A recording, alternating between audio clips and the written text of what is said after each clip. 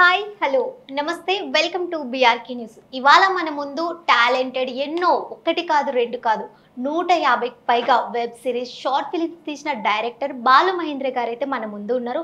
ఆయన సినీ కెరీర్ గురించి, ఇండస్ట్రీలోకి రాగవలసిన కారణాల గురించి, అలాగే ఆయన ఎదుర్కొన్న ఇబ్బందులు, అలాగే ఆయన ఎన్నో సవాళ్ళను కూడా చూసి ఉంటారు కదా. ఆయన మాటల్లోనే ఆయన అడిగి మనం ఇప్పుడు తెలుసుకుందాం.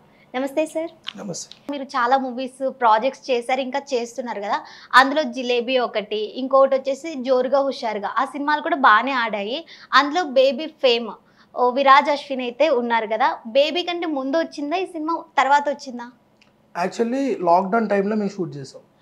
లాక్డౌన్ టైంలో షూట్ చేసిన తర్వాత మాకేమైందంటే కొన్ని షెడ్యూల్స్ ఆగిపోయాయి, అంటే డ్యూ టు మ్యూజిక్ వల్ల. సో ఆ టైంకి బేబీ మూవీ వచ్చేసింది. సో బేబీ మూవీ వచ్చిన తర్వాత అందులో విరాజ్ని చూసిన క్యారెక్టరేషన్ వేరు, మా మూవీలో క్యారెక్టరేషన్ వేరు.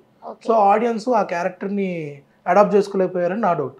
ఓకే, అంటే రిసీవ్ చేసుకోలేకపోయారు ఆడియన్స్, అందుకని చెప్పేసి కొంచెం అంటే అతను వచ్చినందుకు చాలా మంది చూసే ఉంటారు కదా, ఇంపాక్ట్ ఉంటుంది కదా మూవీకి కూడా, కొంచెం కలెక్షన్స్ రావడం కూడా జరిగి ఉంటుంది కదా, వచ్చాయా? అంటే అంటే అంత వర్క్ అవ్వలేదు, బట్ తీసిన దానికైతే మేము సాటిస్ఫైడ్. ఎందుకంటే మేము ఒక 2 years 3 years దాకా కష్టపడి చేసుకుంటూ వచ్చాం మెల్లమెల్లగా టీం కింద. So finally baby movie release అయిపోయిన తర్వాత ఆ ప్రమోషన్ మాకు హెల్ప్ అయింది. ఆ అబ్బాయి అంటే ఆ బేబీ సినిమా తర్వాత ఫేమ్ వచ్చింది, అది కొంచెం హెల్ప్ అయింది మూవీకి ఓపెన్ అవడానికి. ఓకే, అలాగే రుధిరక్ష అని చెప్పేసి మీరు రైటింగ్ చేశారు కదా, ఆ మూవీ ఇప్పటి వరకు ఎందుకు రాలేదు? ఎప్పుడో రావాల్సిన మూవీ కదా, ఎందుకు డిలే అవుతుంది? ఎక్కడ ప్రాబ్లం ఉంది? ఆ ప్రాబ్లం అంటే ఇప్పుడు బడ్జెట్ వైజ్గా కొన్ని ఉంటాయి. ఇప్పుడు అందులో దేవ్ ఉన్నాడు, మా డైరెక్టర్ దేవ్. అతను ఏంటి అంటే అతను ఒక ప్లాట్ రాసుకొని అతను మాతోని రైటింగ్ చేసుకున్నప్పుడు అదొక వేరేగా ఉండేది. ఇది కూడా మేము ఏంటంటే లాక్డౌన్కి ముందు రాసుకున్న కథలు ఇవన్నీ. ఆ తర్వాత దాన్ని ఎగ్జిక్యూట్ చేయడానికి టైం పట్టింది. కరెక్ట్గా ప్రొడక్షన్ టైంకి వచ్చేసరికి ఆ ప్రొడ్యూసర్ వెనక్కి వెళ్ళిపోవడం వల్లనో ఏంటో తెలీదు, ప్రాజెక్ట్ ఆగిపోయింది.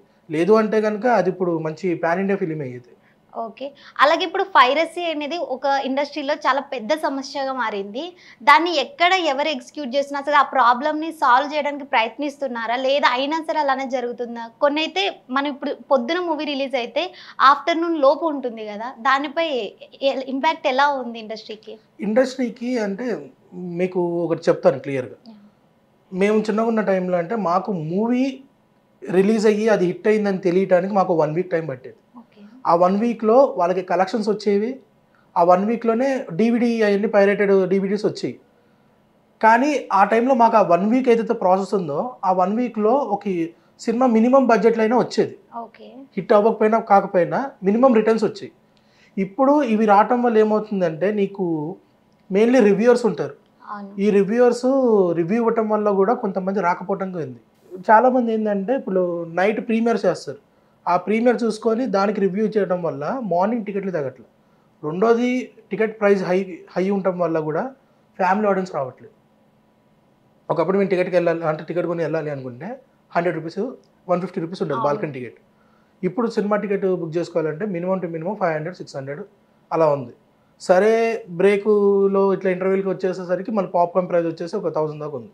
సినిమా టికెట్ కంటే ఎక్కువ పాప్కార్న్ ప్రైస్ ఉంటుంది, దానివల్ల ఎవరు థియేటర్కి వెళ్ళి చూసే అంత ఇంట్రెస్ట్ చూపిస్తలేరు అని చెప్పేసి మనం చూస్తున్నాం. మెయిన్లీ ఫ్యామిలీ ఆడియన్స్ రావట్లేదు. ఎందుకంటే ఒక ఫ్యామిలీ ఆడియన్స్ రావాలి అంటే ఫ్యామిలీలో ఒక 4-5 ఉంటారు.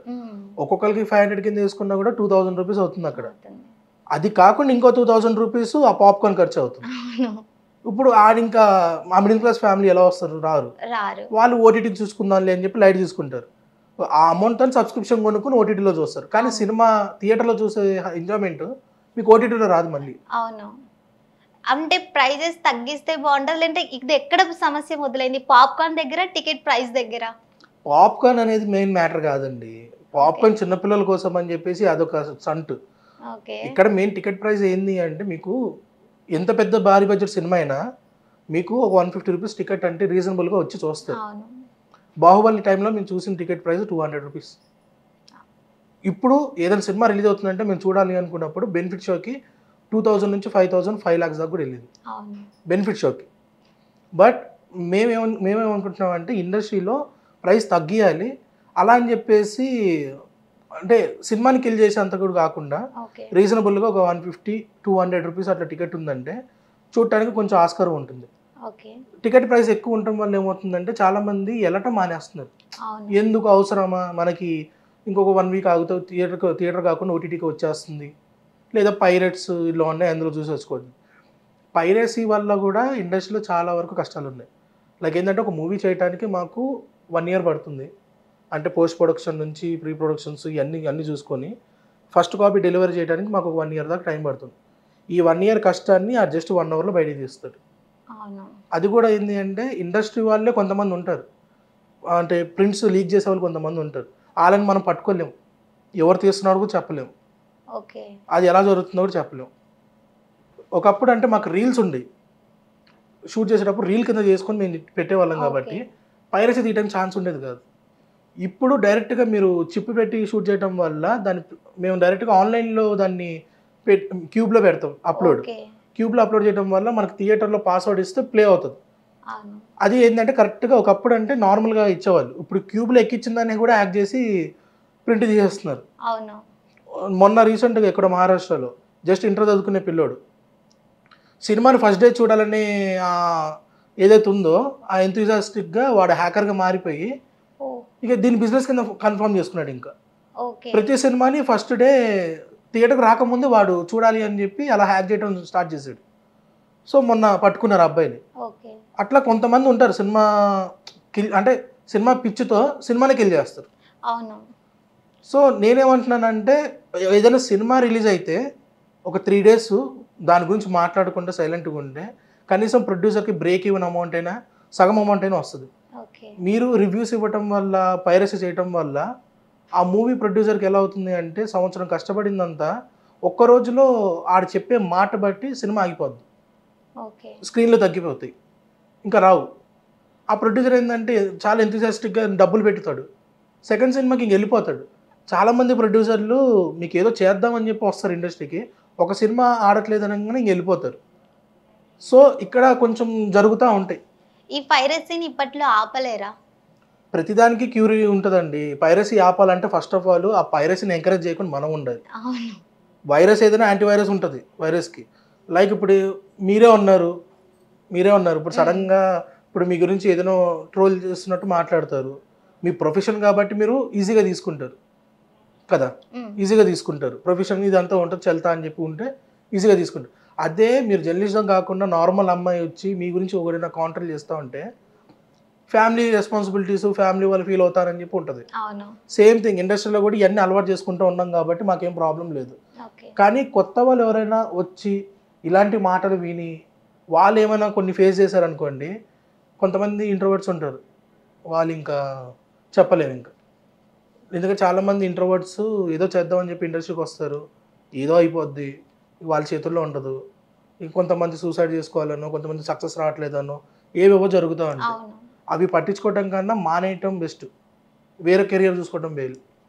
ఓకే, అంటే ఇండస్ట్రీలోకి అడుగు పెట్టాలంటే ఎన్ని అవాంతాలు వచ్చినా సరే అవి పట్టించుకోకుండా మనం ఒక ఫ్లోలో వెళ్ళిపోవాలి, అంతే కదా? అంతే.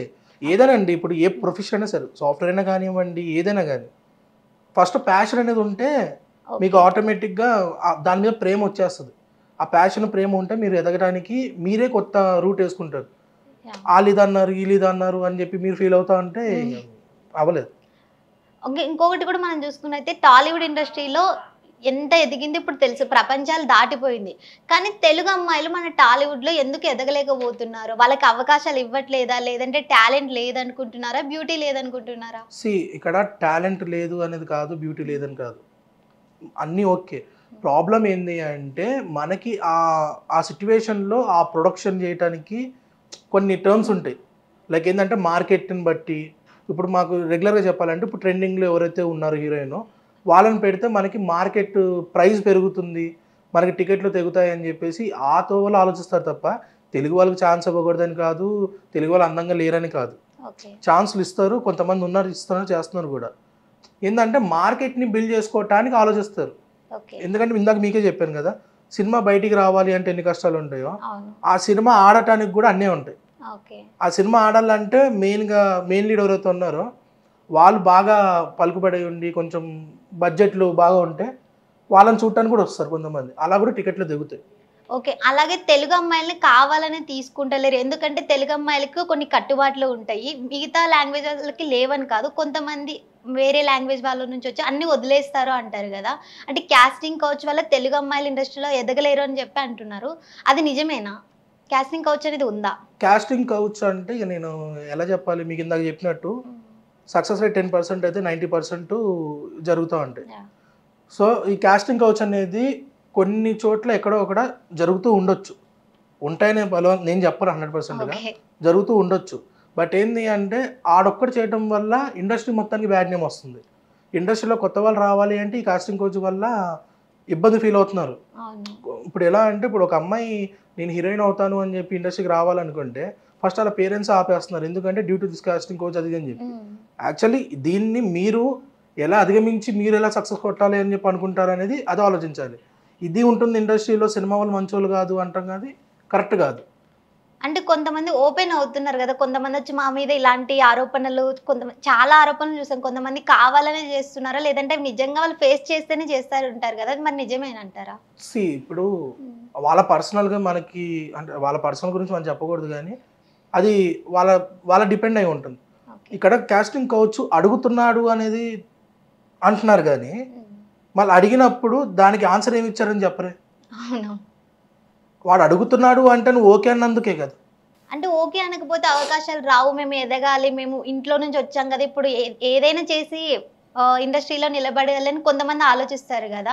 మరి అలాంటి వాళ్ళని పక్కన పెట్టేస్తే ఇప్పుడు జెన్యున్గా వచ్చి ఉంటారు కొంతమంది తెలుగు అమ్మాయిలు అవ్వచ్చు, వాళ్ళకి అవకాశాలు రాక ఇప్పుడు బయట వచ్చేసి ఇవి కమిట్మెంట్స్ ఇవ్వలేరు, బయట వచ్చేసి మేము సినిమాలు చేయట్లేదు, వేరే జాబ్ చేసుకుందాం, వేరే కెరీర్ చూసుకుందాం అనేది కూడా ఇప్పుడు వాళ్ళకి లేదు కదా.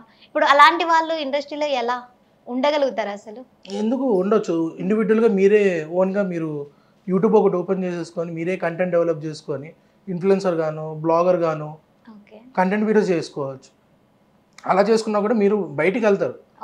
మీరు ఒకరిని అడగటం కన్నా మీ సొంతంగా మీరే కెరీర్ బిల్డ్ చేసుకోవచ్చు కదా. ఇక్కడ మిమ్మల్ని ఇక్కడ కూడా వచ్చి అడగటం లేదు.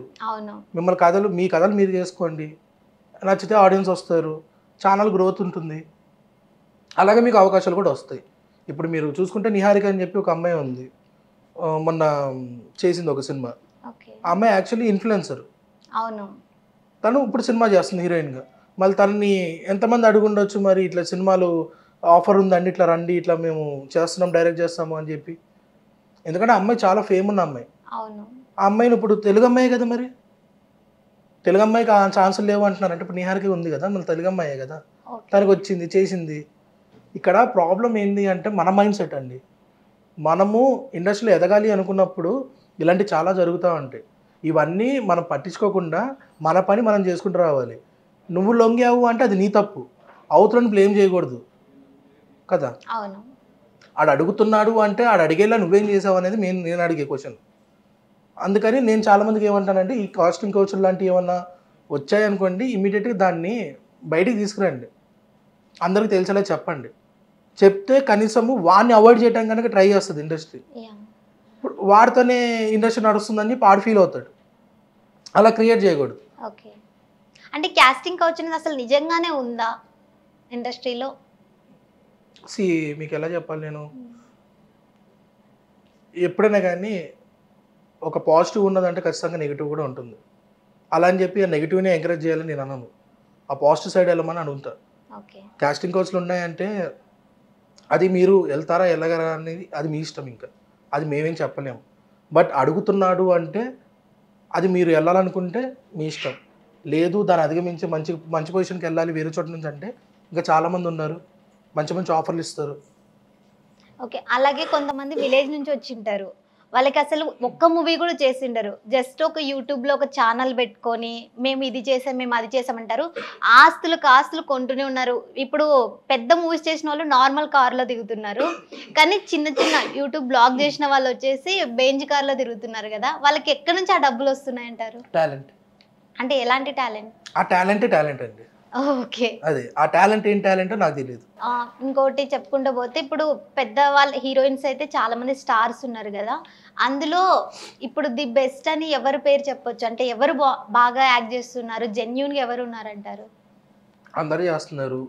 ఇప్పుడు మామూలుగా అంటే ఇప్పుడున్న జనరేషన్లో చాలా ఫాస్ట్గా వచ్చింది శ్రీలీల, ఇంకోటి సాయి పల్లవి, ఇప్పుడు నెక్స్ట్ జనరేషన్కి కూడా ఇంకా వీళ్ళే కొంచెం రోల్ మోడల్ కింద అవుతారు. ఓకే. మీరు ఒక స్క్రిప్ట్ అనుకొని నెరేట్ చేస్తుంటారు. అది వేరే వాళ్ళు ఎగ్జిక్యూట్ చేస్తే అప్పుడు మీ ఫీలింగ్ ఏంటంటే ఎలా ఫీల్ అవుతారు దాని గురించి మీరు? సి పాయింట్ ఇప్పుడు ఎలా అంటే మనలాగా థింక్ చేసే వాళ్ళు చాలామంది ఉంటారు. అలా అని చెప్పి మనకు అదే చేస్తున్నారని చెప్పి మనం అనుకోవడం కూడా తప్పే. ఎందుకంటే మాకు కథ రాసుకున్నప్పుడు మాకు స్క్రీన్ రైటింగ్ అసోసియేషన్ అని చెప్పి ఒకటి ఉంటుంది. అందులో స్క్రిప్ట్ రిజిస్టర్ చేసుకుంటాం. జనరల్గా చాలామంది ఒకప్పుడు ఛాంబర్కి వెళ్ళి చేసేవాళ్ళు. ఇప్పుడు ఏంటంటే ఆన్లైన్ త్రూ చేసేసుకుంటున్నారు. సో నీ కథ వాళ్ళు తీస్తున్నారంటే నువ్వు కేసు ఫైల్ చేసేయచ్చు, ప్రాబ్లం లేదు. ఓకే. కానీ సేమ్ థాట్ ప్రాసెస్లో వాళ్ళు కూడా అదే కథ చెప్పారనుకోండి, అది మనం ఏం చేయలేం. ఎందుకంటే ఇక్కడ మనకి ఇండస్ట్రీలో ప్రాజెక్టులు రావటం ముఖ్యం, మంచి మంచి కథలు రావటం ముఖ్యం. మన కథ చేశారు అది అని చెప్పేసి మనం అనుకోకూడదు. ఆడికన్నా ఇంకా కొంచెం మంచి కథ ఏం రాయగలుగుతాం అని ఆలోచించాలి. ఓకే. అలాగే మొత్తానికి మనం సినిమా ఇండస్ట్రీలో చూస్తే మీరు తెలుగు అమ్మాయిలకి మీరు డైరెక్టర్ అవుతారు కదా, తెలుగు వాళ్ళకి ఛాన్సులు ఇస్తారా లేదంటే మీరు కూడా వేరే లాంగ్వేజ్ వాళ్ళ మీదే పడతారా? ఇప్పుడు నేను తెలుగు డైరెక్టర్ని కాబట్టి నేను తెలుగు వాళ్ళని తీసుకొని ట్రై చేస్తాను. ఇక్కడ ఏమవుతుందంటే ప్రొడ్యూసరు తనకి నచ్చిన వాళ్ళని కొంతమంది పెట్టమని చెప్పి ఇట్లా కొన్ని ఫోర్సెస్ ఉంటాయి, ఎక్కువ రుద్దుతూ ఉంటాడు. మా ఫ్యామిలీ మెంబర్స్ని పెట్టమనో ఫ్రెండ్స్ కొలీగ్స్ని పెట్టమనో ఇట్లా అడుగుతూ ఉంటారు. అది కొన్ని ఒప్పుకుంటాం, కొన్ని వద్దని కూడా కందిస్తూ ఉంటాం. బట్ మనకు ప్రాజెక్ట్ చేయడం ముఖ్యం కాబట్టి కొన్ని ఒప్పుకోవాల్సి వస్తుంది. అలా అని చెప్పి తెలుగు అమ్మాయిని అంటే రిజెక్ట్ చేస్తున్నామని కాదు, నార్త్ అమ్మాయిని తీసుకోవాలని పెట్టుకుంటున్నామని కాదు. అంటే కొన్ని మాకు ఏంటో బడ్జెట్ లిమిటేషన్స్ బట్టి కూడా ఉంటుంది. ఇప్పుడు తెలుగు అమ్మాయిని తీసుకోవడం వల్ల కూడా కొన్ని ఎలా అంటే ఈజీనెస్ ఒకటి ఉంటుందండి. మీకు ఎలా చెప్తున్నా ఇప్పుడు నార్త్ అమ్మాయి ఉంది, తను సెట్కి పిలుస్తాము అంటే తను వస్తుంది, క్యారవాన్లో కూర్చుంటుంది, సీన్ బిలోగానే వచ్చి చేసుకుంటుంది. డబ్బింగ్ ఎలాగో తను చెప్పదు, తెలుగు వాళ్ళే చెప్తారు కాబట్టి అది ప్రాబ్లం కాదు.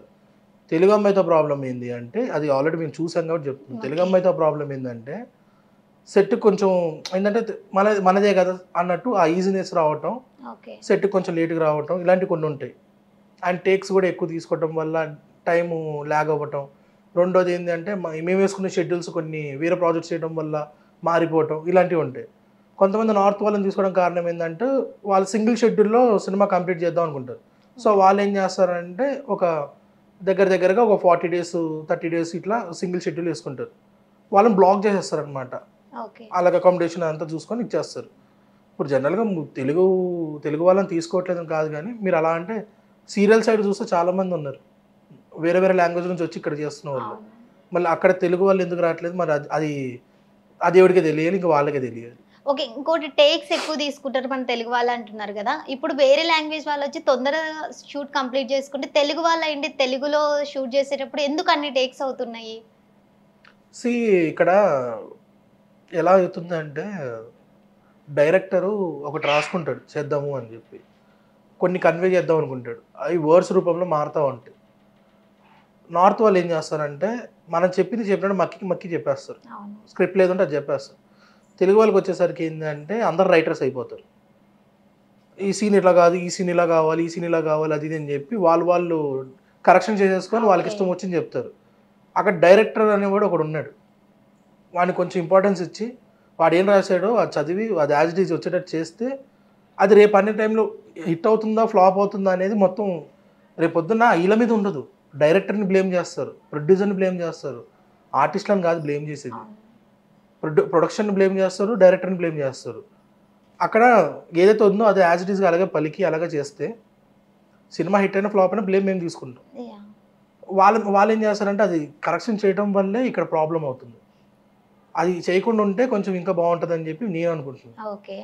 అలాగే మీరు సినిమా తీస్తే ప్రొడ్యూసర్కి ఫేవర్ చేస్తారా లేదంటే ఆ ఫేవర్ మీరే తీసుకుంటారా? ఒక డైరెక్టర్గా ఎవరికైనా కానీ ప్రాజెక్ట్ చేయాలని ఉంటుందండి. ఫేవరెటిజం కింద నేను ఇదే కథ రాసుకోవాలి, నేను ఇదే కథ తీయాలి, ప్రొడ్యూసర్స్ వచ్చినట్టు నాకు డబ్బులు పెట్టాలి అని ఈవో కిందకు పోతే మాత్రం ప్రాజెక్టులు రావు. ప్రొడ్యూసర్ ఫేవర్గానే ఉండాలి, ప్రొడ్యూసర్ ఫ్రెండ్లీగానే ఉండాలి కథలు. అతను కొంతమంది ఇప్పుడు నాకు ఎలా అంటే 1 yearలో చేయమని చెప్పి అడుగుతారు. 1 yearలో చేయొచ్చు మూవీ యాక్చువల్ చెప్పాలి అంటే. కానీ ఇక్కడ ప్రాబ్లం ఏమవుతుందంటే ప్యాడింగ్ ఆర్టిస్టులను పెట్టడం వల్ల నాకు 1 year కాస్త 3 years అవుతుంది. ప్యాడింగ్ ఆర్టిస్ట్ ఎట్లా అంటే ఇప్పుడు కొత్త వాళ్ళని తీసుకొచ్చి పెట్టాను అనుకోండి, ఎవరున్నారు కొత్త వాళ్ళు, అందరు కొత్త వాళ్ళు ఉన్నారు, మనకు తెలిసిన ఫేసులు కాదు అని చెప్పి కొంతమంది రారు. ఇప్పుడు కొంతమంది తెలిసిన వాళ్ళని పెట్టుకున్నాను అనుకోండి, నాకు బడ్జెట్లు పెరుగుతాయి, డేస్ పెరుగుతాయి. అప్పుడు నాకు ప్రాబ్లం ఏమవుతుందంటే నాకు బడ్జెట్ పెరుగుతాం వల్ల నేను అనుకున్నది బడ్జెట్ వేరు, నేను తీస్తున్న బడ్జెట్ వేరు. రేపొద్దున రిలీజ్ అయిపోయిన తర్వాత ఆ కథ మళ్ళీ నేను అనుకున్న బడ్జెట్కి మళ్ళీ సేల్ చేయాల్సి వస్తుంది. అది చాలామందికి ప్రాబ్లం అవుతుంది. సో నేను ప్రొడ్యూసర్ ఫ్రెండ్లీగానే చేస్తాను. ఏ డైరెక్టర్ అయినా ప్రొడ్యూసర్ ఫ్రెండ్లీగానే ఉండాలి. ప్రొడ్యూసర్ని బ్లేమ్ చేసేటట్టు అంటే ప్రొడ్యూసర్కి ఎట్లా అంటే 1 CR అని చెప్పి 3 CR ఖర్చు పెట్టించేసి సినిమా అటర్ ఫ్లాప్ చేయించేసి మళ్ళీ ఇంకో సినిమా కోసం అని చేసుకుంటే ఆ ప్రొడ్యూసర్ మళ్ళీ నెక్స్ట్ టైం నిన్ను కాదు కదా ఇంకే డైరెక్టర్ని నమ్మడు, ఇంకో సినిమా తీయడు. అలాంటిది ఎప్పుడు చేయకూడదు. ఒకవేళ సినిమా తీసినప్పుడు నష్టం వస్తే అది ఓన్లీ ప్రొడ్యూసర్ మీద తోసేస్తారు, లేదంటే అతనికి ఒకవేళ ఫేవర్ అవ్వడానికి ఇంకా మీరు ఏమైనా ప్రయత్నిస్తుంటారా? నేనేం చేస్తానంటే ఫస్ట్ నాకు అవకాశం ఇచ్చాడు. నాకు ఫస్ట్ ప్రొడ్యూసర్ అనేది గాడ్ నాకు. ఎందుకంటే సొంత వాళ్ళు కూడా నమ్మరు ఈ టైంలో. అలాంటిది ప్రొడ్యూసర్ నమ్మి ఇంతమందిని నీ టాలెంట్ నమ్మి నీకు ప్రొడ్యూస్ చేస్తున్నాడు. అతన్ని గెలిపియాలని ట్రై చేయాలి తప్ప ఒకవేళ ఫ్లాపే అయ్యింది అనుకోండి, ఒకవేళ అవ్వకూడదు, ఒకవేళ అయ్యిందే అనుకోండి, నెక్స్ట్ సినిమా అయినా అతనికి హిట్ కొట్టేలా ప్లాన్ చేసుకొని మంచి కథలు రాయమని నేను అంట. అలాగే ఇంకోటి మూవీది కంటెంట్ బట్టే వస్తారు కదా మామూలు జనాలు. ఇప్పుడు పెద్ద బడ్జెట్ చిన్న బడ్జెట్ అనేది ఎవ్వరు చూడట్లేదు. ఒక చిన్న మూవీ వచ్చినా సరే దాని కంటెంట్ నచ్చిందంటే జనాలే వాటిని హిట్ చేస్తారు. మరి ఎందుకు ఇంత పెద్ద పెద్ద బడ్జెట్లతో వెళ్ళి ఎందుకు లాస్ అవుతున్నారు ప్రొడ్యూసర్స్, లేదా డైరెక్టర్స్ వాళ్ళని అలా ఇన్ఫ్లుయెన్స్ చేస్తున్నారా? లేదండి, ఇప్పుడు ఒకటి మీకు ఎలా చెప్పాలి అంటే కొన్ని స్టాండర్డ్స్ మెయింటైన్ చేస్తున్నారు ఇప్పుడు ఇండస్ట్రీలో. లైక్ ఏంది అంటే చిన్న బడ్జెట్ మూవీస్ కూడా హిట్ కొడుతున్నాయి, పెద్ద బడ్జెట్లు కూడా అవుతున్నాయి. పెద్ద బడ్జెట్లు హిట్ కొట్టడానికి కొన్ని కష్టాలు ఉన్నాయి, చిన్న బడ్జెట్లు హిట్లు కొట్టడానికి కూడా కష్టాలు ఉన్నాయి. చిన్న బడ్జెట్ మొత్తం మీకు చెప్పాలంటే లిటిల్ హార్ట్స్ చిన్న బడ్జెట్ కానీ హ్యూజ్గా ఇంపాక్ట్ ఉంది. పెద్ద సినిమాలు కూడా వచ్చాయి. కానీ ఇక్కడ మీకు ఎలా అయిపోతుందంటే నేను చిన్న సినిమా తీసుకున్నప్పుడు నాకున్న ప్రైస్ ఒకటి ఉంటుంది, నేను 1 CRలో చేస్తా. నేను రిలీజ్ చేసినప్పుడు నా టికెట్ ప్రైస్ 150 ఉంటుంది. నేను పెద్ద సినిమా చేస్తా, ఆ పెద్ద సినిమా చేసినప్పుడు నాకు టికెట్ ప్రైస్ 500 రూపీస్ ఉంటుంది. ఎందుకు అంటే మనం రుద్దుతున్నాం ఫస్ట్ ఆడియన్స్ మీదకి, సచ్చినట్టు చూడాలి నువ్వు ఈ సినిమా అని. ఆ రుద్దటం వల్ల ఆడియన్స్ రావట్లా. నువ్వు ఫస్ట్ ఆడియన్స్ని ఫ్రెండ్లీగా నువ్వు చూడు, ఇట్లా ఇది టాక్ బాగుంటేనే ఇంకా జనాలు తీసుకుంటారా అని చెప్పేసి అట్లా చిన్న సినిమాలకు చేసిన స్ట్రాటజీలో పెద్ద సినిమాలకు కూడా చేయమంటున్నాను. నువ్వు పెద్ద సినిమాలకి ఎక్కువ అయిందంటే ఆడియన్స్ని పుల్ చేయట్లా, రుద్దుతున్నావు ఇంతే బడ్జెట్, ఈ బడ్జెట్ టికెట్ అని చెప్పి. అది కరెక్ట్ కాదు. బెనిఫిట్ షో సినిమా రంగాన్ని నిజంగానే బతికిస్తుందంటారా? బెనిఫిట్ షో అనేది అది మనం పెట్టుకున్నదండి. ఏంది అంటే మీకు సినిమా రిలీజ్ అవ్వక ముందే బడ్జెట్ అంటే మనకి బాక్స్ ఆఫీస్ హిట్ అయిపోవాలంటారు, అలా మనం పెట్టుకుంది ఈ బెనిఫిట్ షో. ఇవాళ రేపు బెనిఫిట్ షో ఏంటంటే ఒక్కొక్క టికెట్ 5,000, 10,000, 1 lakh కూడా వెళ్తున్నాయి. అలా పెట్టుకునే వాళ్ళు ఉన్నారు కొంతమంది ఫ్యాన్స్. నేను వాళ్ళని ఏమనట్లేదు ఫ్యాన్స్ని, ఎందుకంటే వాళ్ళ హీరోని చూడాలనుకుంటున్నారు, వాళ్ళు ఎంత డబ్బులైనా ఖర్చు పెట్టుకొని చూసుకుంటారు. ఇక్కడ ప్రొడ్యూసర్ ఏం చేస్తున్నాడంటే ఆ బెనిఫిట్ షోల వల్ల సగం బడ్జెట్ లాగుదాం ముందు రోజు అనే ప్లాన్లో ఉన్నారు. ఇవి చేయటం వల్ల ఏమవుతుందంటే 2 రోజులు ఆడుతున్నాయి సినిమాలు, 3వ రోజు సినిమా థియేటర్లో ఉండట్లే, అలా అయిపోయినాయి. అలా చేయకుండా కొంచెం తక్కువ బడ్జెట్లోనే తక్కువ బెనిఫిట్ షోలు వేసుకొని ఇట్లా చేస్తూ మీకు మొన్న చెప్తా, పెద్ద పెద్ద సినిమాలు మొన్న వచ్చాయి. ఎర్లీ మార్నింగ్ 4 o'clock నుంచి బెనిఫిట్ షోలు వేసారు, మళ్ళీ నైట్ 12 o'clock కూడా బెనిఫిట్ షోలు వేసారు. నైట్ అంతా ఒక 4 షోలు నడుస్తుంది, 12 నుంచి 6 వరకు 4 షోలు పడ్డాయి, 3 షోలు పడ్డాయి. ఇప్పుడు అలా కొన్ని థియేటర్లు ఇప్పుడు ఏమైనాయి అంటే 2-3 థియేటర్లు 4 థియేటర్లు ఇచ్చేవాళ్ళు బెనిఫిట్ షో. ఇప్పుడు ఎలా అయిపోయిందంటే మొత్తం అన్ని థియేటర్లు బెనిఫిట్ షోలు వేస్తున్నారు. అలా వేయటం వల్ల మీకు ఏమవుతుంది, ముందే 30% బడ్జెట్ వచ్చేస్తుంది అప్పుడే, మిగతా 2 రోజులు ఉంటుంది. ఎలాగో ఈ బెనిఫిట్ షో పోయిందని తెలిసింది అనుకోండి, ఆ మిగతా 2 రోజులు కూడా రారు. అందుకే పెద్ద సినిమాలైనా చిన్న సినిమాలైనా ప్రొడ్యూసర్ కొంచెము టికెట్ ప్రైజులు కానీ బెనిఫిట్ షో ప్రైజులు కానీ ఇవి కొన్ని కంట్రోల్లో పెట్టి చేస్తే ఇంకా మంచిది. ఓకే, అంటే కొంతమంది డైరెక్టర్స్ ఏం చేస్తున్నారంటే పెద్ద బడ్జెట్ పెడితేనే హిట్లు అవుతాయి కదా, కంటెంట్ చూడట్లేదు. ఒక సాంగ్కి ఇన్ని కోట్లు పెట్టాము, ఒక సాంగ్కి అన్ని కోట్లు పెట్టామని చెప్పేసి మాట్లాడుకుంటున్నారు. మేము దీనికి ఇంత ఖర్చు చేసాం అంటున్నారు తప్ప ఇందులో ఈ కంటెంట్ ఉంది అని కరెక్ట్గా ఎవ్వరు చెప్పట్లేదు కదా. మీరు మీ సినిమాలో పెద్ద బడ్జెట్లో ఒకళ్ళు తీయాలనుకుంటే కంటెంట్ని చూస్తారా, బడ్జెట్ని చూస్తారా? కంటెంట్ బడ్జెట్ ఒక బ్యాలెన్స్గా ఉంటే బెస్ట్ అనిపిస్తుంది నాకు. లైక్ ఏంటి అంటే ఇప్పుడు నేను చిన్న స్కేల్లో ఇప్పుడు షార్ట్ ఫిల్మ్స్ చేస్తున్నాను, చెప్పే కథ అదే చిన్న స్కేల్లో చేస్తున్నాను. అది నేను ఓటీటీకి వెళ్ళినప్పుడు కొంచెం బడ్జెట్ పెరుగుతుంది, ఓటీటీ నుంచి మళ్ళీ నేను థియేటర్కి వెళ్ళాలంటే ఇంకా బడ్జెట్ పెరుగుతుంది. ఇక్కడ బడ్జెట్ పెరగడానికి కారణం ఏంటి అంటే క్వాలిటీ. క్వాలిటీ క్వాలిటీ పర్సన్ అంటే ఒక ఆర్టిస్ట్ని పెట్టి మంచి లైటింగ్ సెటప్ అంతా పెట్టుకొని న్యాచురల్గా తీయాలి అనుకుంటే ఒక బడ్జెట్ అవుద్ది. సెటప్ అంతా పెట్టి స్టూడియోలో కొట్టేయాలంటే ఇంకో బడ్జెట్ అవుతుంది. సో ఇక్కడ క్వాలిటీ మ్యాటర్స్. క్వాలిటీ వల్లే నీకు ఇక్కడ బడ్జెట్ పెరుగుతుంది తప్ప ఇంకా దేనివల్ల కాదు. ఇది ప్రొడ్యూసర్కి హెల్ప్ అవ్వాలని చేస్తాం, ప్రొడ్యూసర్ నాశనం చేయాలని కాదు. అలాగే ఇప్పుడు కొత్త వాళ్ళని చూస్తే థియేటర్కి రావట్లేదు, వాళ్ళు ఎవరు కూడా తెలియదు అంటున్నారు కదా ఆడియన్స్ని. ఒకవేళ కంటెంట్ ఉండి ఒక మంచి టాక్ వస్తే ఎందుకు ఆడియన్స్ రాకుండా ఉంటారు? కొత్త వాళ్ళకి కూడా ఛాన్స్ ఇస్తేనే కదా వాళ్ళు కూడా కంటెంట్ చూసి ఆడియన్స్ కూడా వాళ్ళకి కనెక్ట్ అవుతారు కదా. అదే మెయిన్లీ ప్రమోషన్. ఇప్పుడు మీ కంటెంట్ ఇది ఉంది, ఇది థియేటర్కి వచ్చి చూస్తే ఇంకా ఎంజాయ్ చేస్తారు అని ఒక ట్రైలర్ కట్ ఉంటుంది. అదే సరిగ్గా కొట్టరు. ఆ ట్రైలర్ కట్ సరిగ్గా కొట్టి ఈ కంటెంట్ బాగుంటుంది చూడండి అనేది అది తీసుకురావట్లా, ఆడియన్స్కి చూడాలనిపించేలా చేయట్లా. చాలామంది ఇప్పుడు సంవత్సరానికి 300 పైగా సినిమాలు వస్తాయి. గట్టిగా కూర్చుంటే 5 సినిమాల కన్నా ఎక్కువ గుర్తుండవు మనకి. అవును. లాస్ట్ వీక్ ఏ సినిమా రిలీజ్ అయింది? చాలా మూవీస్ రిలీజ్ అయ్యాయి, ఓజీ వచ్చేసి గుర్తుంటది ఒక్కటే ఉంటుంది ఎందుకంటే హిట్ అయింది కాబట్టి. ఎందుకంటే అదే హిట్ మ్యాటర్స్, కంటెంట్ మ్యాటర్స్. మంచి సినిమాలు చాలా వరకు ఆడని కూడా ఉన్నాయి. మీకు చెప్తా, కొన్ని ఉన్నాయి, చిన్న చిన్న సినిమాలు ఉన్నాయి, మంచి సినిమాలు కంటెంట్ ఉన్న సినిమాలు ఉన్నాయి, అవి చూడరు.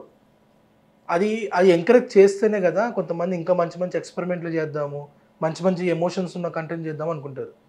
అవి ఎంకరేజ్ చేయకపోవటం వల్ల పెద్ద బడ్జెట్ సినిమాలు చేసుకుందాం అన్నట్టు అట్లా వెళ్ళిపోయారు. ఇప్పుడు లిటిల్ ఆర్ట్స్ రాగానే ఒక్కసారిగా అందరూ లిటిల్ ఆర్ట్స్ లాగా చేద్దాం, ఈ బడ్జెట్లో చేద్దాం, ఈ బడ్జెట్లో తీసుకుందాం అని చెప్పి అంటున్నారు. అది ఆ ట్రెండ్ కొన్ని రోజుల వరకే ఉంటుంది. మళ్ళీ ఇంకొకటి కూడా ఏదో హారర్ మూవీతో వస్తాడు, అది హిట్ అవుద్ది, ఇప్పుడు ఆ టైప్లో కావాలంటాడు. ఇంకోటి వచ్చి రామ్గానే ఉంటాడు, ఏదో ఒకటి ఉంటుంది. ఇక్కడ ప్రాబ్లము ఎలా ఉంటుందంటే సిచ్యువేషన్ అడాప్ట్ చేసుకొని మంచి కథ రాయటం చూడు. ఆడోడ కథ చేశాడు కదా, అదే కథ నేను కూడా చేస్తాం అని చెప్పి అనుకుంటే తప్పదు. ఓకే. ఇంకోటి అర్జున్ రెడ్డి, యానిమల్ ఇలాంటి రొమాంటిక్ మూవీస్ చాలానే వచ్చాయి కదా, కానీ ఆడియన్స్ కొన్ని మూవీస్కి మాత్రమే కనెక్ట్ అయ్యారు కదా.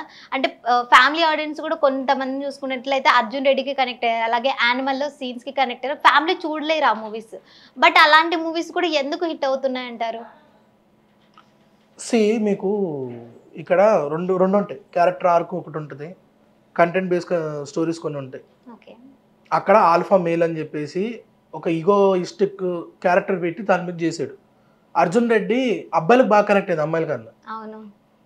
యానిమల్ కూడా అబ్బాయిలకు ఎక్కువ కనెక్ట్ అయింది. ఎందుకు అంటే మా ఎమోషన్స్ కొన్ని ఉంటాయి, అవి మేము చూపించలేం. లైక్ ఇప్పుడు ఏంటంటే ఇప్పుడున్న ఈ ఫెమినిస్ట్ జనరేషన్లో అబ్బాయి అనేవాడు కూడా కొన్ని చెప్పుకోలేకపోతాడు, అలా కొన్ని జరుగుతూ ఉంటాయి. అలాంటి ఇప్పుడు సందీప్ రెడ్డి వంగ అయిందంటే మీకు డైరెక్ట్గా గట్స్ ఉన్న డైరెక్టర్ కాబట్టి ఓపెన్గా చెప్పేస్తున్నాడు, ఓపెన్గా చేస్తున్నాడు. ఆయన సినిమాకి ఒకటే ఉంటాడు, ఓపెన్ మైండ్తో అంటే సినిమా చూడండి, నచ్చిందా నచ్చలేదా అనేది అది మీ ఇష్టం, నేను తీస్తాను నువ్వు చూడు, రావా నేను ఇంకో స్ట్రీమ్లోకి వెళ్ళిపోతాను. నన్ను తెలుగులో ఆపుతారా హిందీకి వెళ్తా, హిందీలో ఆపుతారా హాలీవుడ్కి వెళ్తా. నా ప్రయత్నం అయితే ఆగదు, మీరు చూసే విధానం మారదు. Okay, nice. అలాగే ఇప్పుడు ప్రమోషన్స్ అనేది సినిమా హిట్ అవ్వడంలో చాలా ముఖ్య పాత్ర పోషిస్తున్నాయి కదా. ప్రమోషన్స్ నిజంగానే ఆ ఇంపాక్ట్ క్రియేట్ చేస్తున్నాయా, లేదంటే అందరూ భ్రమపడుతున్నారా వాటి మీద? ప్రమోషన్స్ లైక్ ఎట్లా అయిపోయింది అంటే అదే మెయిన్ సినిమాకి అయ్యే బడ్జెట్ అవుతుంది. అవును. ఎలా అంటే నేను చెప్తా, ఒకప్పుడు సినిమా థియేటర్కి ప్రమోషన్లు అన్న అవసరం లేదు. మాకు ఆడియో ఫంక్షన్ ఒకటి చేసేది, క్యాసెట్ వచ్చేది, సినిమా రిలీజ్ అయ్యాక క్యాసెట్ సాంగ్స్ వినేవాళ్ళం, సినిమా రిలీజ్ అయిపోయిందో డైరెక్ట్గా చూసేవాళ్ళం. అప్పుడు మాకు ఇట్లా ప్రమోషన్స్ అనో ఇవన్నీ ఏం లేకుండే. కానీ ఇప్పుడు ప్రమోషన్స్ ఎంత మేజర్ అయిపోయింది అంటే ఒక ఇన్ఫ్లుయెన్సర్ని పట్టుకోవాలి, ఆ టిక్టాక్లు చేసేవాళ్ళు, ఇన్స్టాగ్రామ్ రీల్స్ చేసేవాళ్ళు ఉంటారు, వాళ్ళని పట్టుకోవాలి, వాళ్ళతో డ్యాన్స్ వీడియోలు చేయాలి, వాళ్ళతో కూర్చొని నేను బఫేలు తినాలి, ఏదైనా రెస్టారెంట్కి వెళ్ళి తినుకుంటూ మాట్లాడాలి, కొన్ని కౌంటర్లు వేయాలి, కొన్ని కౌంటర్లు తీసుకోవాలి. ఇవన్నీ ఖర్చు పెట్టి నాకు లిటరల్ ఏంటంటే 1 ఇయర్లో అయ్యే సినిమాని అదే 1 ఇయర్ నేను ప్రమోషన్ పెట్టుకోవాల్సి వస్తుంది. వీళ్ళ వల్ల ఆ ప్రమోషన్ చేస్తే కానీ చూస్తారా అంటే లేదు, చూడరు. దానికి అంత ప్రమోషన్ చేయడం కూడా అవసరం లేదు. నీ కథలో దమ్ముందంటే ఖచ్చితంగా ఆడియన్స్ వచ్చి చూస్తాడు, దానికి ఇంత పబ్లిసిటీ చేయడం అవసరం లేదు. బట్ ఇప్పుడు చూసుకున్నట్లయితే మనం రాజమౌళి, అనిల్ రావు, ఇప్పుడు ఇట్లా పెద్ద పెద్ద డైరెక్టర్స్ని చూస్తే వాళ్ళ సినిమా హిట్కి మెయిన్ ప్రమోషన్స్ అని చెప్పేసి మనం వింటున్నాము, చూస్తున్నాం కూడా. మెయిన్ వాళ్ళు కూడా ప్రమోషన్స్ ఎలా చేస్తున్నారంటే సినిమా ఖచ్చితంగా చూడాలి, ఖచ్చితంగా మా సినిమా ఆడుతుంది అనేలాగా చేస్తున్నారు వాళ్ళు. అది చూపించారు కూడా, హిట్ అవుతున్నాయి, మంచి మంచి టాక్ కూడా వస్తుంది కదా. మరి ప్రమోషన్స్ ఎందుకు ఇంపాక్ట్ చూపించలేదని మీరు ఎలా చెప్తారు? పెద్ద సినిమాలకు ప్రమోషన్ వేరండి. అంటే మీకు ప్రమోషన్ చేసే విధానం మారుతుంది. ఇక్కడ అనిల్ రావుపూడి గారు ఉన్నారా, ఆయన సినిమా ఓపెనింగ్ రోజు నుంచి ఆయన ప్రమోషన్ స్టార్ట్ చేస్తాడు. ఆయన ఇన్ఫ్లుయెన్సర్లను వాళ్ళని పెట్టుకుని చేయడు, ఆయన సొంతంగా కంటెంట్ క్రియేట్ చేసి అలా చేస్తాడు. అలా చేయమంటున్నాను నేను. ఇప్పుడు ఇన్ఫ్లుయెన్సర్స్ వీళ్ళందరూ లైక్ ఎలా అంటే మీకు చెప్తా, లైక్ ఏంటంటే బినామీ యాడ్స్ ఉంటాయి, ఇందులో పెట్టండి అందులో వస్తాయి అది ఇది అని చెప్పేసి అంటారు. ఫస్ట్ ఆఫ్ ఆల్ చెప్పాలంటే ఆ బినామీ యాడ్ ఈడు చేయడు, జస్ట్ ఆ యాడ్ పెట్టినందుకు డబ్బులు వస్తాయి, వీడిని నమ్ముకొని 10 మంది వస్తారు. ఆ 10 మంది ఒక 10 మందికి చెప్పుకొని వాడికి డబ్బులు లాస్ వస్తుంది తప్ప ఈయనకేం ప్రాబ్లం లేదు. ఇప్పుడు కంటెంట్ కూడా సేమ్ థింగ్. నేను సినిమా చేస్తాను, నేను ఇన్ఫ్లుయెన్సర్ని పట్టుకొని ప్రమోట్ చేయమంటాను. అసలు ఆ కథకి సంబంధించి ఏమీ తెలియదు, ఒక అరగంట కూర్చొని ఏదో మాట్లాడేస్తాడు, ఒక ఇంటర్వ్యూ చేసేస్తాడు, అయిపోయింది అనుకొని వెళ్ళిపోతాడు. దానికి కూడా మేము పేమెంట్ ఇవ్వాల్సి వస్తుంది ఒక్కొక్కసారి. కొంతమంది ఫ్రీగా చేస్తారు, కొంతమంది పేమెంట్ తీసుకొని చేస్తారు. అదంతా చేసిన తర్వాత నాకు వాళ్ళ వల్ల యూజ్ ఏముంది? ఇప్పుడు లైక్ ఎట్లా అంటే మీకు 1 మిలియన్ ఫాలోవర్స్ ఉన్న ఇన్ఫ్లుయెన్స్ ఉంటారు. అదే 1 మిలియన్ ఫాలోవర్స్ ఉన్న ఇన్ఫ్లుయెన్సర్ ఒక వీడియో చేస్తే ఆ 1 మిలియన్ టికెట్ కూడా తెగదు నాకు. ఓకే, తెగదు. అలా ఎందుకు జరుగుతుంది అంటారు? అలా ఎందుకు జరుగుతుంది అంటే ఇంకా దానికి ఆన్సర్లు ఉండవు. మరి అది మన మైండ్ సెట్ బట్టి ఉంటుంది. ఇప్పుడు మీకు ఎలా చెప్పాలి అంటే, ఇప్పుడు పూసలు అమ్ముకున్న అమ్మాయి ఇప్పుడు హీరోయిన్ అయ్యింది, ప్యూర్ టాలెంట్, నేను వద్దని చెప్పను. ఇప్పుడు అది ఎట్లా కామెంట్ కింద అయిపోతుంది అంటే, ఆఖరికి ఈమెను కూడా మనము హీరోయిన్ చేసేసాము, మన కెరీర్లు మాత్రం ఇక్కడ అయిపోయినాయి. అది నీ మైండ్ సెట్. నువ్వు కరెక్ట్గా సోషల్ మీడియాని పక్కన పెట్టి కెరీర్ మీద ఫోకస్ చేస్తే నువ్వు కూడా ఆమెలాగా కొంచెం ఆ స్టేజ్కి వెళ్ళేవాడు. నువ్వు ఆమె మీద ఫోకస్ పెట్టావు కాబట్టి నీ కెరీర్ పోయింది.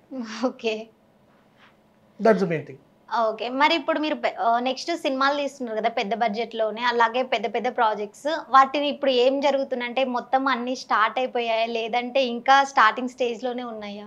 అన్నీ రైటింగ్లో ఉన్నాయండి, స్క్రిప్ట్ రైటింగ్ వర్క్లో ఉన్నాయి. ఒకటి లాంచ్ అవ్వాలి నెక్స్ట్ మంత్కి, కానీ అది కొంచెం ప్రొడ్యూసర్ కొన్ని ప్రాబ్లమ్స్ వల్ల అది కొంచెం డిలే అవుతుంది. ఇంకా 2-3 సినిమాలకు రైటింగ్ చేస్తున్నాను, dialogue writing and screen play writing. So అవి వర్క్ అవుతూనే ఉన్నాయి. వర్క్ అయితే ఆగదు, వర్క్ చేసుకుంటే వెళ్ళాలి, అది తప్పదు ఎవరికైనా కానీ. సో అంతే. అంటే ఇప్పుడు మీరు చాలా సినిమాలు తీసారు కదా, ఒకటే కాన్సెప్ట్ వెళ్తున్నారా లేదంటే డిఫరెంట్గా తీసారా? అన్ని వేరియేషన్స్ చూపించారా మీ ఫిలిమ్స్లో? నా కంటెంట్స్ ఎట్లా అంటే ఫుల్ బఫే. ఓకే, అన్నీ ఉండాలి అందులో అని చెప్పి నేను అనుకుంటా. రొమాన్స్ ఉండాలి, కమర్షియల్ యాక్సెప్ట్స్ ఉండాలి, ఎమోషన్ ఉండాలి, ఫ్యామిలీ డ్రామా ఉండాలి. అన్నీ ఉంటేనే అది ఫుల్ మీల్స్ లాగా ఉంటుంది. ఒకటే పట్టుకొని కూర్చుంటే అది సినిమాలాగా ఉండదు. ఇప్పుడు కొంతమంది అర్జున్ రెడ్డి చూసి ఇంకొంతమంది ఇంకేదో సినిమా తీశారు, అటర్ ఫ్లాప్లు అయినాయి. అట్లా తీయకుండా ఆడియన్స్కి నచ్చేలా వాళ్ళ ఇంట్లో మనిషి మన క్యారెక్టర్లో ఉన్నట్టు చేయాలి.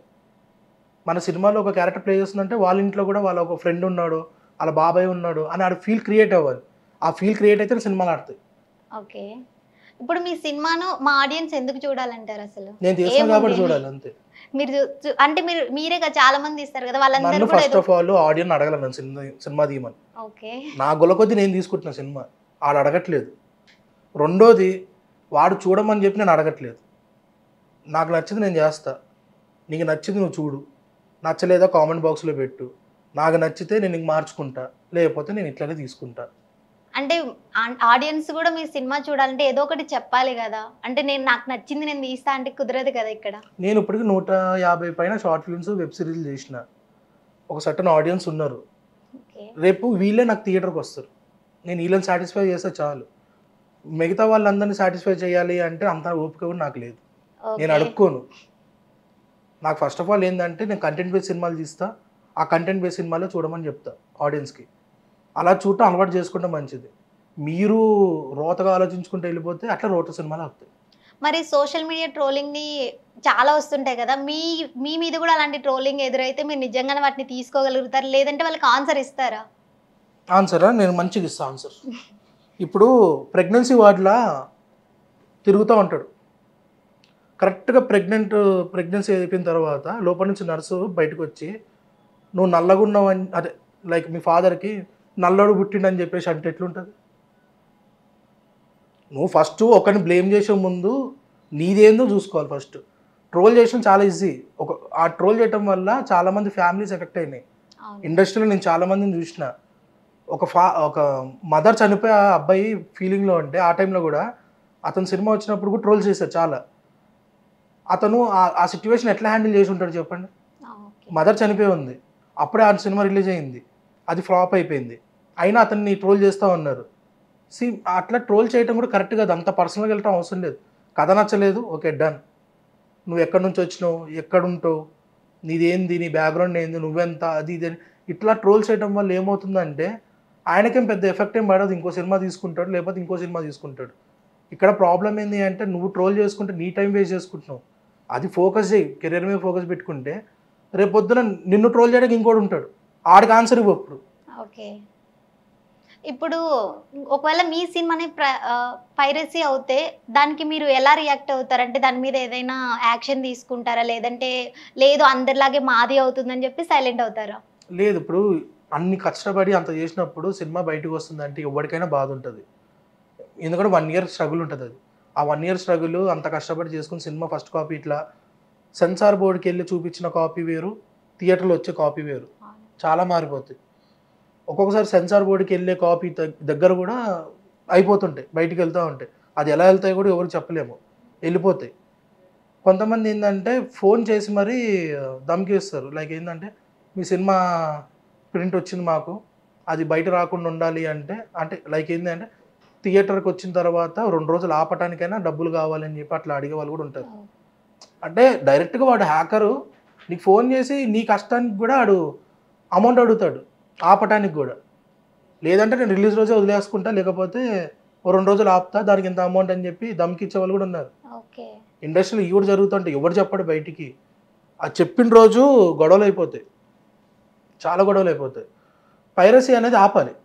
ఆ పైరసీ ఆపాలంటే ఫస్ట్ ఆడియన్స్ మైండ్ సెట్ మారాలి. ఆడియన్స్ ఎంకరేజ్ చేయడం ఆపేస్తే ఆడి ఫస్ట్ సైట్కి వ్యూస్ ఉండవు, యాడ్స్ ఉండవు, వాడి లాస్లో ఉంటాడు. ఒక్క పైరసీ సైట్ వల్ల లిటరలీ కొన్ని లక్షల టర్నోవర్ పోతుంది. అది మూవీస్కి వచ్చే పైసలు. ఆడ పైరసీ పెట్టడం వల్ల ఈ డబ్బులన్నీ అట్టుపోతున్నాయి.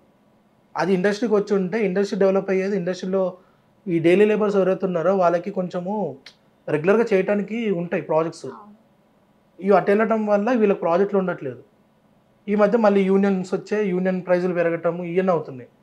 సో ఏ గొడవలు జరుగుతూనే ఉంటాయి రెగ్యులర్గా. ఓకే. మేము పైరసీ చూడడం ఆపేయాలి మా ఆడియన్స్ అనుకుంటే ఫస్ట్ టికెట్ ప్రైస్ మేము కొనేంత లేదు కదా, అందుకే వీళ్ళు ఓటీటీ మీద పడ్డారు. లేదంటే ఓకే ఇప్పుడు సినిమా రిలీజ్ అయింది ఇంకా ఆఫ్టర్నూన్ మాకు వస్తుంది కదా అని చెప్పి మేమే కదా, ఎవరైనా అలానే అనుకుంటారు కదా. మరి సినిమా ప్రైస్ టికెట్ ప్రైస్ తగ్గిస్తే మేము కూడా మా ఆడియన్స్తో పాటు వచ్చి చూసే ఛాన్సెస్ ఉంటాయి కదా. ఫస్ట్ డేనే నాకు సినిమా కలెక్షన్ మొత్తం రావాలని అనుకోవటం నా మూర్ఖత్వం. ఫస్ట్ అలా అనుకోకుండా నేను ప్రైస్ తగ్గించుకొని సినిమా మంచిగా వెళ్ళాలి అని చెప్పి లో బడ్జెట్ అంటే లైక్ 200 రూపీస్ టికెట్ అనుకోండి, ఆడియన్స్ వస్తారు చూస్తారు. నువ్వు 500 600 పెట్టినప్పుడు ఆడియన్స్ ఆలోచిస్తారు. కొంతమంది అయితే చూడటానికి కూడా మానేస్తారు. అలా కొంతమంది పైరసీకి ఎడిక్ట్ అయిపోయే వాళ్ళు ఉన్నారు. ఇవి చేయటం వల్ల ఏమవుతుంది, ఇండస్ట్రీ డౌన్ అవుతుంది, ప్రొడ్యూసర్ ఫెయిల్ అవుతాడు, ఆర్టిస్ట్లకు ఏం ప్రాబ్లం లేదు ఎందుకంటే వాళ్ళ రెమ్యునరేషన్స్ వాళ్ళకి వచ్చేస్తాయి. ఇక్కడ డైరెక్టర్ అండ్ ప్రొడ్యూసర్ ఇద్దరు కెరియర్ పోతుంది వీళ్ళు ఎంకరేజ్ చేయకపోవడం వల్ల. మీరు అదే ఎంకరేజ్మెంట్ మీరు సినిమా మీద చూపిస్తే బెస్ట్. పైరసీ మీద చూపించడం వల్ల ఏమవుతుంది, మీరు ఫ్రీగా వస్తుందని మీరు అనుకుంటున్నారు, ఆడ ప్రాబ్లం ఫ్రీగా రావట్లేదు, మీ డేటా స్టీల్ అవుతుంది. అక్కడ మీ బ్యాంక్ డీటెయిల్స్, మీ ఫ్యామిలీ డీటెయిల్స్, మీ ఫొటోస్, మీకు సంబంధించిన డేటా మొత్తం వాడు తీసుకుంటున్నాడు. అది తెలియదు మీకు. అది తీసుకొని రేపు మిమ్మల్ని బ్లాక్మెయిల్ చేస్తాడు. ఓకే. మీరు పైరసీ చూడటం వల్ల వాడు మీ డేటా తీసుకొని మిమ్మల్ని బ్లాక్మెయిల్ చేస్తాడు. మీకు తెలీదు మీ డేటా ఇక్కడ కాదు ఇంకెక్కడ యూజ్ అవుతుందేమో. మీకు తెలియకుండా మీ పేరు మీద బ్యాంక్ లోన్స్ ఉండొచ్చేమో, క్రెడిట్ కార్డ్స్ ఉండొచ్చేమో, అది మీకు తెలీదు. ఇక్కడ కూర్చొని ఏదో సినిమా గురించి గొడవ పడిపోయి పైరసీ వచ్చేస్తుంది అది అంటారు, నీ డేటా స్టీల్ అవుతుంది. అదే నువ్వు థియేటర్కి వస్తే నీ డేటా ఐడికి పోతే నీ దగ్గర ఉంటుంది, పైసలు పెట్టి సినిమా చూస్తున్నా ఏసీలో మంచిగా. ఇట్లా పైరసీ ఓపెన్ చేసుకొని చూస్తే నీ డేటా మొత్తం పోతుంది. ఓకే. మరి మీ సినిమాలు ఫ్యూచర్లో వస్తాయి కదా, వాటికి టికెట్ ప్రైస్ తగ్గిస్తారా? లేదంటే లేదు మాకు కూడా ఫస్ట్ డేనే కలెక్షన్స్ రావాలి, వాళ్ళు ఇంత పెట్టారు కదా మేము కూడా అంతే పెట్టుకుంటామా, మా సినిమా చూడాల్సిందే అని చెప్పేసి ఏమైనా రుద్దుతారా మా ఆడియన్స్ మీద? మంచి క్వశ్చన్, నేను చెప్తా. ఇప్పుడు ఏ సినిమాలు 175 డేస్ ఆడుతున్నాయి? ఏది ఆడట్లేదు. సరే ఏ సినిమా అయినా ఒక్కటని 50 డేస్ ఆడిందా? కొన్ని ఆడాయి. కొన్ని ఆడాయి. 50 డేస్ ఆడటానికి కూడా ఎంత కష్టమైంది. చాలా కష్టం. మేము ఉన్న టైంలో 175 డేస్ షీల్డ్ ఇచ్చేవాళ్ళు, 100 డేస్ షీల్డ్స్ ఇచ్చేవాళ్ళు. ఇప్పుడు ఏ సినిమా కూడా కరెక్ట్గా 1 డే ఆడుతుంది. 1 డేలో 3 షోస్ అంతే, 2 or 3 షోస్ ఫ్లాప్ అయిందంటే తీసేస్తాను ఇంకంతే. ఒకప్పుడు అలా ఉండేది కాదు. సినిమాని 1 వీక్ ఆడిచ్చేవాళ్ళు. ఆ 1 వీక్ సచ్చినట్టు ఆడియన్స్ వచ్చి చూసేవాళ్ళు. ఆ 1 వీక్ వచ్చే అమౌంట్ ప్రొడ్యూసర్ కొంచెము పెయిన్ఫుల్గా ఉన్నా కానీ ఇంకో సినిమా చేయడానికి ఇన్వెస్ట్మెంట్ ఉండేది. ఇప్పుడు రావటం వల్ల ఇన్వెస్ట్మెంట్ లేదు. వచ్చిన రోజే సినిమా ఫ్లాప్ అనగానే వాడికి ఇంకో సినిమా చేయాలని ఆశ ఉండదు, ఇంట్రెస్ట్ ఉండదు. ఆల్రెడీ తీసుకున్న అమౌంట్కి క్రెడిట్స్ కట్టుకుంటే కూర్చోవాలి ఇంకా. అలా ఉంది. సో మెయిన్లీ నేను చెప్పేది ఏంటంటే ఆడియన్స్ ఎంకరేజ్ చేయాలి. అలా అని చెప్పేసి ఏది పడితే అది కాదు. కొంచెం మంచి సినిమాలు రావాలి, మంచి కథలే ఉండాలి, ఇలాంటి సినిమాలు చూడాలి. అవి ఎంకరేజ్ చేస్తే ఇంక మంచి వస్తూ ఉంటాయి. ఓకే. ఇంకోటి చూస్తే ఇప్పుడు ఓటీటీ అనేది సినిమా ప్రపంచంలో ఒక సంచలనంగా మారింది. ఏముందిలే 10 రోజుల తర్వాత 20 రోజుల తర్వాత ఓటీటీకి వస్తుంది, అప్పుడు చూసుకుందాంలే అనుకుంటున్నారు. అదే ఓటీటీకి వచ్చేది ఒక 5 months 6 months అట్లా పెడితే ఆడియన్స్ వచ్చి ఓ ఇన్ని రోజులు ఆగాలి ఈ సినిమా చూడడం కోసం అని చెప్పేసి థియేటర్స్కి వచ్చే ఛాన్సెస్ ఉంటుంది కదా. ఎందుకు ప్రొడ్యూసర్స్ కూడా ఓటీటీకి వెంటనే హక్కులు ఇచ్చేస్తున్నారు? వెంటనే అంటే ఇప్పుడు మాకు డైరెక్ట్గా మాకు ఎలా అంటే సినిమా చేసిన తర్వాత ఫస్ట్ మేము ఓటీటీ వాళ్ళతో డీలింగ్ ఉంటుంది. వాళ్ళు ఏమంటారంటే సినిమా రిజల్ట్ ఎలా ఉన్నాయి ఏంటి, మాకు 35 days 30 daysలో మేము రిలీజ్ చేసుకుంటాం అని చెప్పి అగ్రిమెంట్లు ఉంటాయి. దాన్ని కొంతమంది ఆపుతుంటారు ప్రొడ్యూసర్స్. లేదు సినిమా బాగా వెళ్తుంది, ఇంకో 5 days ఆగండి, ఇంకో 10 days ఆగండి, అలా కొన్ని చెప్పి ఆపినవి కూడా ఉన్నాయి కొన్ని. మాకేంటంటే డీల్ క్లోజ్ అవ్వటం ముఖ్యం ఇక్కడ. ఆ డీల్ క్లోజ్ అవ్వటం వల్ల ఏమవుతుంది, సినిమాకి అయ్యే బడ్జెట్లో కొంచెం మాకు ఇక్కడికి వస్తుంది. ఆ అమౌంట్ మేము ప్రమోషన్ కనో లేకపోతే రిలీజ్ కనో దానికి యూజ్ చేసుకుంటాం. సో దానికి అగ్రిమెంట్లు చేసుకుంటాం ఓటీటీ వాళ్ళతో. సినిమా రిలీజ్ అయిపోయిన తర్వాత సినిమా అటు ఇటు ఉందనుకోండి, ఓటీటీ వాడు మేము అనుకున్న డేట్ కన్నా ముందే వేసేస్తాడు. ఎందుకంటే వాడు ఆల్రెడీ సైన్ చేశాడు కాబట్టి. రిజల్ట్ బాగాలేదు సో నేను వేసుకుంటున్నానని చెప్పి వేసేసుకుంటాడు. అసలు ఓటీటీ స్టార్ట్ అయిందే యూట్యూబ్తో. అది ఎవడు ఆలోచించట్లా. లైక్ ఏంటంటే ఇప్పుడు నువ్వు ఏదైతే యూట్యూబ్లో ఎట్లా సబ్స్క్రిప్షన్ ఉంటుంది సేమ్ థింగ్ ఓటీటీలో కూడా సబ్స్క్రిప్షనే. యూట్యూబ్లో ఏంటంటే మీకు యాడ్స్ లేకుండా చూడటానికి సబ్స్క్రిప్షన్ అంతే. ఓటీటీలో మీకు యాడ్స్ లేకుండా ఉంటుంది బట్ మంత్లీ సబ్స్క్రిప్షన్ ఉంటుంది. ఎన్ని కంటెంట్స్ అని చూస్తావు, ఎక్కువ చూడలేవు. బట్ మాకున్నది ఏంటంటే మాకు యూట్యూబే ఓటీటీ. సో మేము కంటెంట్ చేసినా కూడా మాకు నెంబర్ ఆఫ్ ఆడియన్స్కి వెళ్ళడానికి రీచ్ అవడానికి కూడా హెల్ప్ అయ్యింది. అన్ని లాంగ్వేజ్లో చేయకపోవచ్చు కానీ సబ్ టైటిల్ పెట్టి మేము మేనేజ్ చేసుకుంటున్నాం. సేమ్ థింగ్ ఓటీటీ రావటం వల్ల ప్రాబ్లం ఏం లేదు. కొన్ని రోజుల్లో ఓటీటీ కూడా మారిపోద్ది, ఇంకోటి ఏదో వస్తుంది, మరి దానికి ఎడిక్ట్ అవుతారు. మాకు తెలిసినంత వరకు ఇప్పుడు మళ్ళీ ఇండియాకి టిక్టాక్ అనేది రావచ్చు. ఇప్పుడు అది రావటం వల్ల ఇప్పుడు ఇన్స్టాగ్రామ్ ఏమవుతుంది చూడండి. మరి ఇప్పుడు ఓటీటీ వల్ల ఇప్పుడు వాళ్ళు మనము రైట్స్ తీసుకున్నాము మేము ఎప్పుడైనా వేసుకుంటాము అని చెప్పి 5 days ఆపండి ఇట్లా అడగడం ఎందుకు? అదే ఓటీటీ రైట్స్ని కొద్ది రోజులు అంటే సినిమా రిలీజ్ అయ్యి కొద్ది రోజుల తర్వాత చేసుకోవచ్చు కదా. సినిమా రిలీజ్ అవ్వకముందే ఆ టాక్ ఎలా ఉందో తీసుకోకముందే ఎందుకు ఓటీటీకి ఇచ్చేస్తున్నారు? అంటే మీ సినిమా మీద మీ కంటెంట్ మీద మీకు నమ్మకం లేదంటారా? అలా అని కాదండి. ఇక్కడ నేను ఇందాక చెప్పాను కదా సేమ్ థింగ్. మాకు ఓటీటీతోని ఒక కాంట్రాక్ట్ ఉంటుంది. అది చేసుకోవటం వల్ల ఏమవుతుంది అంటే మాకు కొన్నిసార్లు సినిమా రిజల్ట్ అటు ఇటుగా ఉంటే ఆల్రెడీ మాకు డీల్ క్లోజ్ అయిపోయింది కాబట్టి ప్రాబ్లం ఉండదు. డీల్ క్లోజ్ కాకుండా సినిమా అటు ఇటు అయింది అనుకోండి అప్పుడు ప్రాబ్లం. అప్పుడు ఓటీటీ వాడు కూడా రిలీజ్ చేయడు, అప్పుడు వేరే దానికి వెళ్ళాల్సి వస్తుంది. ఇంకోటి థియేటర్స్లో ఫ్లాప్ అయిన సినిమాలు చాలా ఉన్నాయి కానీ ఓటీటీలో అవే సినిమాలు అదే కంటెంట్తో హిట్ అవుతున్నాయి కదా, ఎందుకంటారు? ఎక్కడ ప్రాబ్లం ఉంది? ఇది ఒకప్పుడు కలేజా సినిమా ఎవరు థియేటర్లో చూడలే. అది టీవీకి వచ్చిన తర్వాత బాగా ఎంకరేజ్ చేశారు. అప్పుడు దాన్ని మాస్టర్ పీస్ అని చెప్పారు. నువ్వు చూసిన సినిమా థియేటర్లో చూసిన సినిమా ఇక్కడికి వచ్చిన సినిమా ఒకటే. అప్పుడు నువ్వు చూసే విధానం మారింది, ఇప్పుడు చూసే విధానం మారింది. ఇప్పుడు లైక్ ఎలా అంటే నీ థియేటర్లో ఫ్లాప్ అని నేను చెప్పను. ఎందుకంటే థియేటర్లో కొన్ని సినిమాలు అర్థం కాక అంటే ఆ సరౌండింగ్లో ఆ గోలల్లో అవి అర్థం కాక కొన్ని డైలాగులు పోతాయి, సినిమా కనెక్ట్ అవ్వడు. ఫ్రెష్ మైండ్తో వచ్చి కూర్చుంటే కనెక్ట్ అవుతారు. సగం మంది ఏంటంటే మొబైల్ ఆన్ చేసుకొని సినిమా ఎంతసేపు స్నాప్లు తీసుకుంటూ ఇన్స్టాగ్రామ్లో పోస్టులు పెట్టుకుంటూ ఇలా కూర్చుంటావు అంటే సినిమా ఎప్పుడు అర్థమవుద్ది? హీరో వచ్చాడని చెప్పి నేను హీరోని చూస్తున్నాను అని చెప్పి ఫోటో పెట్టేసి ఇమీడియట్గా ఐఎమ్ వాచింగ్ మూవీ అని చెప్పి ఇలా పెట్టేస్తున్నారు. అదేదో మీరు ఫస్ట్ సినిమా మొత్తం చూసిన తర్వాత దెన్ పోస్ట్ పెట్టి దాని మీద రివ్యూ ఇవ్వు. అప్పుడు నీకు సినిమా అర్థమైందని నేను నమ్ముతా. సినిమాను చూడవు, ఓ పక్క స్నాప్లు తీసుకుని ఫ్రెండ్స్కి అంతా సినిమా సగం పైరసీలాగా చూపించేస్తున్నావు, ఇంకా ఎందుకు? ఓకే. అలాంటప్పుడు మూవీస్ ఏమంటారు ఫోన్స్ అలౌ చేయకుండా ఉంటే కూడా పైరసీ ఆపే ఛాన్సెస్ ఉన్నాయి కదా! అది మనం చేయలేమండి. మనమే ఏంది లైక్ జైల్‌లో పెడుతున్నామా తీసుకొచ్చి సినిమా చూడండి అని. అంటే పైరసీని ఆపొచ్చు కదా అలా చేస్తే. పైరసీ వాళ్ళే అంటే మీరనుకున్నట్టు ఇప్పుడు స్నాపే పైరసీ అంటున్నారా? సగం సినిమా మనకు స్టేటస్ రూపంలోనే తెలిసిపోతుంది గదా! ప్రతిది సీన్ హైలైట్ చేసి మరి స్టేటస్‌లు పెట్టేస్తున్నారు గదా! తప్పెవరిది? ఆడియన్స్‌ది. అలా ఆన్సర్ మీ దగ్గర జరగకుండా ఉండంగా నన్ను చూసుకోవాల్సింది అడగొచ్చా? మీరే గదా! ఆడియను ఇప్పుడు నేనున్నానండి. నేనిప్పుడు సినిమా తీశాను. నేను చూడటానికి వెళ్తాను. నాకు సడెన్‌గా ఫోన్స్ వస్తాయి. నేను మాట్లాడాల్సొస్తది. ఆ యాక్సెస్ లేకుండా ఓన్లీ సినిమానే చూడాలి అని చెప్పి నేను బందీగా జైల్‌లో పెట్టేసాననుకోండి, సినిమా చూడడు. ఆడప్పుడు నా ఫోన్ ఏమైంది? ఏం జరుగుతుందక్కడ? ఫోన్ ఉందా? పోయిందా? డేటా ఎవడైనా తీసుకుంటున్నాడా? అని ఈ థాట్ ప్రాసెస్‌లో ఉంటాడు. సినిమా చూడడు. ఓకే.